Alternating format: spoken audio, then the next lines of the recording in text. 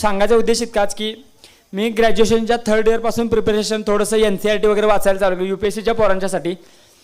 सुरुवातीला माझं इंग्लिश एवढं चांगलं नव्हतं. सो इंग्लिशमधले जे NCERT वाचायला गेले ते इंग्लिशमधल्या अवघड शब्दांचे अर्थ मराठीमध्ये त्या पुस्तकावर लिहून घ्यायला चालू केले. असं पुस्तकांची एक फेरी वाचून झाली. पण त्यानंतर माझ्या मित्रांनी सांगायला चालू केले की तू एक्झाम इंग्लिशमधून देणार आहेस आणि तू मराठीमधून अर्थ लिहून घ्यायला लागलास तर तुला कसं उपयोगाला पडणार.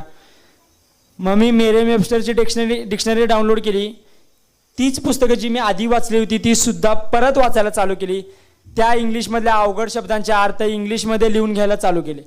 सो ते एक थोडं फॅमिलियर होत गेलं इंग्लिशच्या लँग्वेजसोबत. ती जी भीती होती इंग्लिशची, रोज न्यूजपेपर इंग्लिश वाचायला चालू केलो. ती इंग्लिशची भीती कमी कमी होत गेली. नंतर अशी सिच्युएशन झाली की इंग्लिशमध्ये माझे विचार मांडणं सोपं होऊ लागलं आणि मराठीचा पेपर आम्हाला UPSCला असतो तो देणं म्हणजे लय अवघड वाटायला लागलं.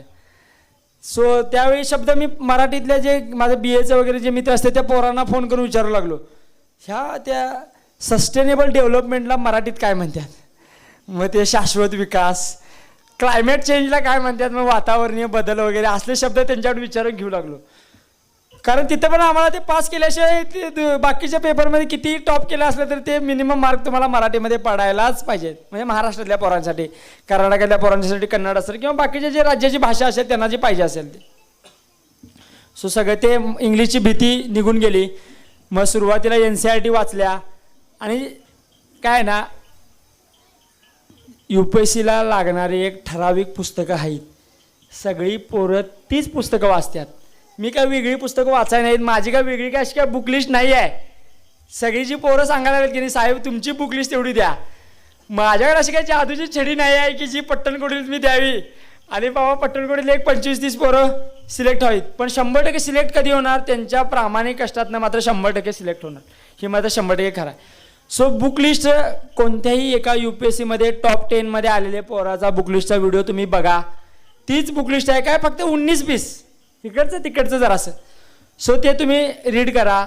आणि UPSCमध्ये फंडा एवढाच आहे की जे तुमचे UPSCचे PYQ असतील, प्रिलिमचे असतील किंवा मेन्सचे असतील तेच तुमचं भगवद्गीता किंवा तेच तुमचं बायबल आहे.